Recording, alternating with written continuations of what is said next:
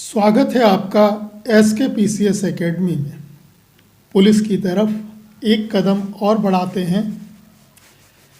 उम्मीद है आप लोगों की तैयारी अच्छी चल रही होगी। ये उत्तर प्रदेश से संबंधित 10 प्रश्न हैं। कोशिश करें 8 से ज़्यादा प्रश्न सही हो जाएं। फर्स्ट क्वेश्चन देखें। निम्न में कौन सी मस्जिद जौनपुर में स्थित नहीं है? ऑप्शन है अटाला मस्जिद, झांझरी मस्जिद, लाल दरवाजा मस्जिद, मोती मस्जिद। क्या हो जाएगा राइट आंसर? सही उत्तर हो जाएगा मोती मस्जिद।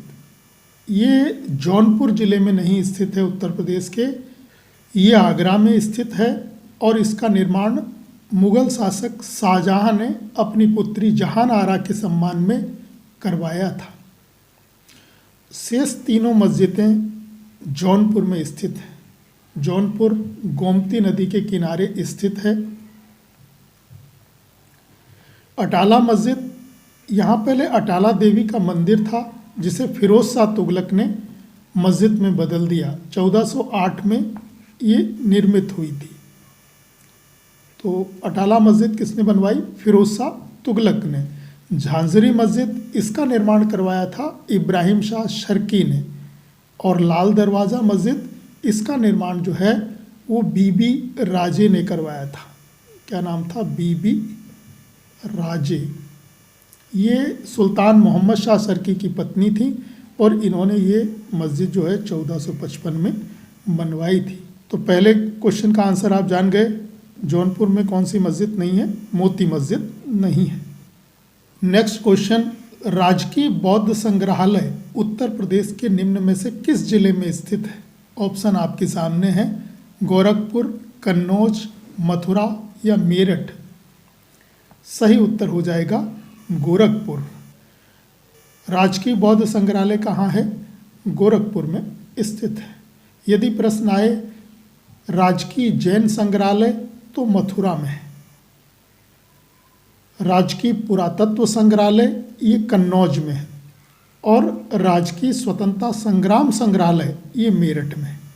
तो राजकीय स्वतंत्रता संग्राम संग्रहालय मेरठ में, राजकीय जैन संग्रहालय मथुरा में और राजकीय पुरातत्व संग्रहालय कन्नौज में है। जबकि बौद्ध संग्रहालय कहाँ पर है? गोरखपुर जिले में स्थित है। और गोरखपुर वर्तमान में उत्तर प्रदेश के मुख्यमंत्री योगी आदित्यनाथ जी गोरखपुर जनपद से ही हैं और गोरखपुर राप्ती नदी के किनारे है। और गोरखपुर की एक खास बात और है कि यहाँ पर टेराकोटा, कभी ये प्रश्न आए, टेराकोटा ये पक्की मिट्टी के बर्तन होते हैं जिनका निर्माण, तो गोरखपुर टेराकोटा के लिए भी प्रसिद्ध है। नेक्स्ट क्वेश्चन, सुमेलित कीजिए। एक तरफ व्यक्ति का नाम दिया है और दूसरी तरफ जन्म स्थल है। आपको मिलान करना है कि किसका जन्म कहाँ पर हुआ था। बताएं जरा, लगाने की कोशिश करें। वीर अब्दुल हमीद आगरा, मेजर ध्यानचंद प्रयागराज, स्वामी तुलसीदास चित्रकूट, अबुल फजल गाजीपुर। और नीचे कूट दिया है, इसमें से सही आंसर बताना है। क्या हो जाएगा?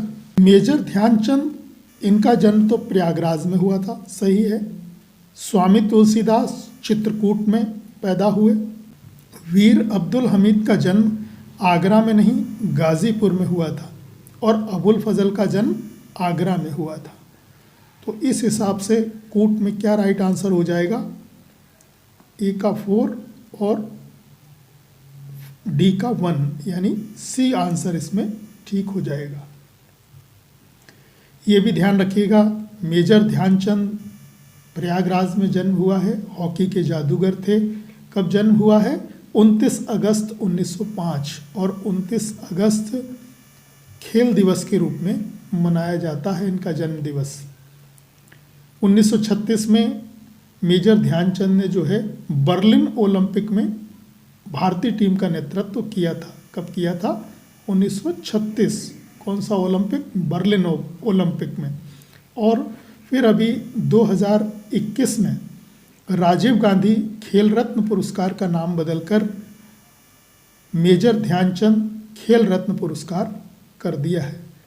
विगत वर्षों में जो पुलिस के एग्ज़ाम हुए हैं उसमें मेजर ध्यानचंद जी से काफ़ी प्रश्न पूछे गए हैं। इनकी पुस्तक भी पूछी गई थी। कौन सी पुस्तक लिखी है? तो इन्होंने गोल पुस्तक लिखी है। अब्दुल हमीद, ये 1933 में गाज़ीपुर में इनका जन्म हुआ था और 1965 के भारत पाकिस्तान युद्ध में जो है इन्होंने हिस्सा लिया था और ये शहीद हो गए थे। अबुल फजल के विषय में ध्यान रखिएगा, इनका जन्म आगरा में हुआ था 1551 में। इनके बड़े भाई का नाम फैजी था और इन्होंने पुस्तक लिखी थी आइन ए अकबरी। आइन ए अकबरी या फिर कहें अकबरनामा। आइन ए अकबरी या फिर क्या कह सकते हैं इसको, अकबरनामा। तो इस पुस्तक की रचना अबुल फजल ने ही की थी। बाद में ओरछा के राजा थे वीर सिंह देव बुंदेला। जब अकबर और उनके बेटे जहांगीर में कुछ टकराव हुआ तो जहांगीर ने ओरछा के राजा वीर सिंह बुंदेला से कहकर जो है अबुल फजल की हत्या करवा दी थी। स्वामी तुलसीदास जी के बारे में अधिकांश लोग जानते हैं। 1532 में इनका जन्म राजापुर गांव में हुआ था। कहाँ पर हुआ था? राजापुर गांव, चित्रकूट में। लेकिन कुछ लोग जो हैं इनका जन्म जो है सोरों मानते हैं। सोरों क्षेत्र वर्तमान में कासगंज जिले में पड़ता है। नेक्स्ट क्वेश्चन, निम्न में कौन सा हड़प्पा स्थल उत्तर प्रदेश के मुजफ्फरपुर जिले में स्थित है?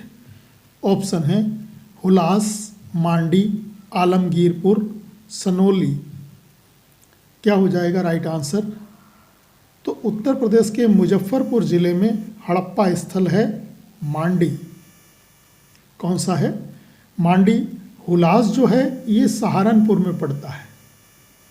सहारनपुर में। मांडी मुजफ्फरनगर में हो गया। आलमगीरपुर ये मेरठ में पड़ता है और सनोली ये बागपत में है। तो ये हड़प्पा कालीन स्थल हैं उत्तर प्रदेश के। हड़प्पा सभ्यता जो थी वो नॉर्थ में साउथ ईस्ट वेस्ट, अगर हम ये इंडिया को मान लें कि ये नॉर्थ साउथ ईस्ट वेस्ट है, तो सिंधु सभ्यता त्रिभुज के आकार की थी और उत्तर में जम्मू कश्मीर के मांडा से लेकर दक्षिण में दैमाबाद, कहाँ पर था? दैमाबाद, महाराष्ट्र तक, और पूर्व में मेरठ का आलमगीरपुर और पश्चिम में सुतका गेंडोर यानी पाकिस्तान तक, बलूचिस्तान के प्रांत तक ये फैली थी। और सिंधु सभ्यता का आकार त्रिभुजाकार था। इसका क्षेत्रफल ध्यान रखिएगा 12,99,600 वर्ग किलोमीटर था। तो यहाँ पर दो चीज़ें आई हैं। मांडा अगर आए तो वो जम्मू कश्मीर में था, उत्तर में। मांडा स्थल कहाँ पर? जम्मू कश्मीर। जबकि मांडी स्थल कहाँ पर? मुजफ्फरपुर जिले यूपी में स्थित है। नेक्स्ट क्वेश्चन, उत्तर प्रदेश के निम्न में से किस नवपाषाण कालीन स्थल से धान के प्राचीनतम प्रमाण मिले हैं? ऑप्शन है कोल्डी हवा, महगड़ा, पंचोह या लहुरा देव। राइट आंसर हो जाएगा लहुरा देव से जो है धान के प्राचीनतम प्रमाण यूपी से मिले हैं। लहुरा देव संत कबीर नगर जिले में पड़ता है। जिला कौन सा हो जाएगा? संत कबीर नगर जिले में पड़ता है। और शेष ये तीनों स्थल जो हैं, कोल्डी हवा, महगड़ा और पंचो, ये तीनों स्थल प्रयागराज में पड़ते हैं, यानी इलाहाबाद जिले में पड़ते हैं। कोल्डी हवा से भी धान के प्रमाण मिले हैं, लेकिन सबसे प्राचीनतम प्रमाण धान के कहाँ से मिले हैं? लहुरा देव संत कबीर नगर जिले से मिले हैं। और धान आपको मालूम है भारत की मेन खाद्यान्न फसल कौन सी है? धान। और धान भारत में होने वाली किस फसल के अंतर्गत आती है? रबी, खरीफ या जायद? तो राइट आंसर क्या हो जाएगा? ये धान खरीफ की फसल है, और खरीफ की फसल वर्षा ऋतु के उस पर होती है, इसीलिए भारतीय कृषि को मानसून का जुआ कहा जाता है। अगर मानसून अच्छा आ गया तो धान अच्छा हो जाएगा। नेक्स्ट क्वेश्चन, उत्तर प्रदेश के निम्न में से किस जिले से महापाषाणी संस्कृति की खोज सर्वप्रथम अलेक्जेंडर कनिंघम ने की? ऑप्शन है प्रयागराज, बांदा, वाराणसी, मिर्जापुर। सही उत्तर क्या हो जाएगा? राइट आंसर होगा मिर्जापुर से अलेक्जेंडर कनिंघम ने महापाषाणी संस्कृति की खोज सर्वप्रथम यूपी में की थी। बाद में प्रयागराज, बांदा और वाराणसी में भी इलाहाबाद यूनिवर्सिटी के प्रोफेसर हैं GR शर्मा, उन्होंने जो है इनका उत्खनन कराया और यहाँ से भी बहुत सारे समाधान खोजे। यहाँ पर प्रश्न में शब्द आया है महापाषाण संस्कृति। महापाषाण संस्कृति का तात्पर्य क्या होता है? तो महापाषाण संस्कृति का से तात्पर्य है कि समाधान की प्रक्रिया से ये संबंधित होती है, जिसके अंतर्गत क्या होता है, बड़े बड़े पत्थरों को तराशकर उनका समाधि स्थल के रूप में प्रयोग किया जाता था, तो उसी को महापाषाणी संस्कृति कहा गया है। नेक्स्ट क्वेश्चन, आर्यों की सबसे महत्वपूर्ण नदी थी? ऑप्शन है सरस्वती, गंगा, यमुना या सिंधु। क्या हो जाएगा राइट आंसर?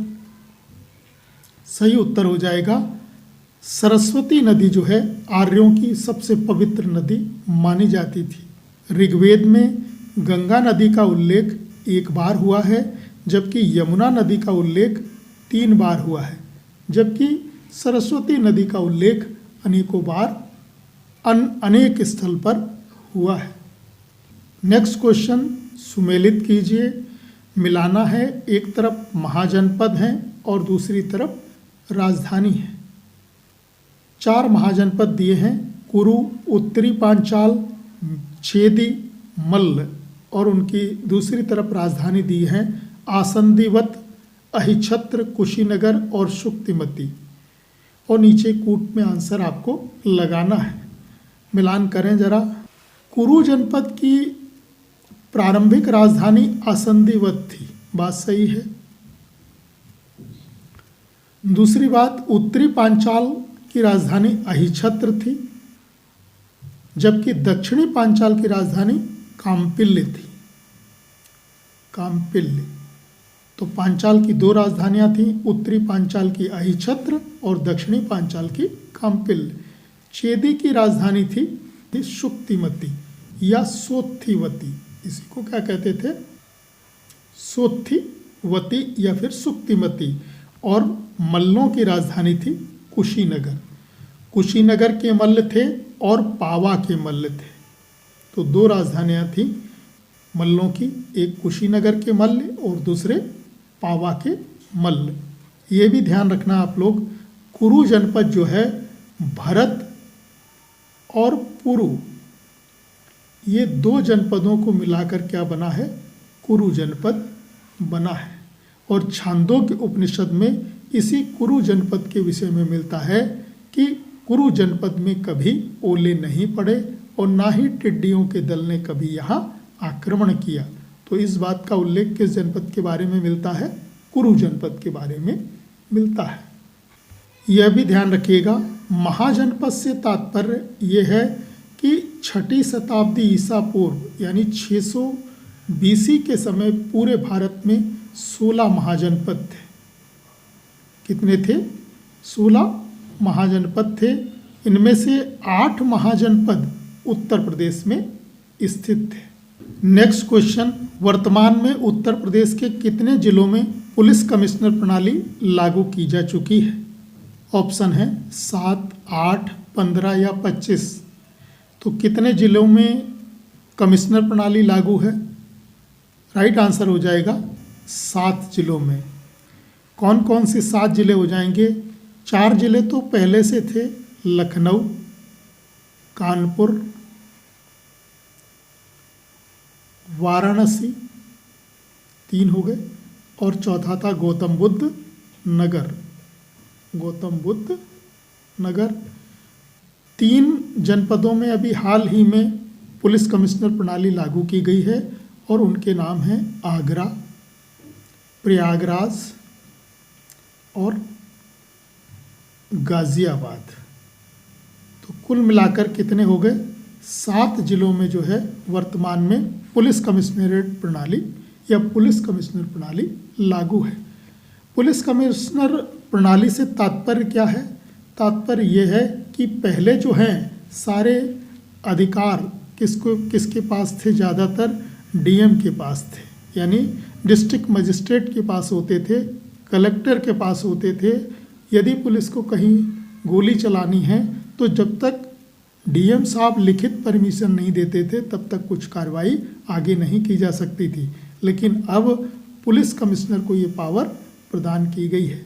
नेक्स्ट क्वेश्चन, अस्तो माँ सद्गमय तमसो माँ ज्योतिर्गमय निम्न में से किस उपनिषद से लिया गया है?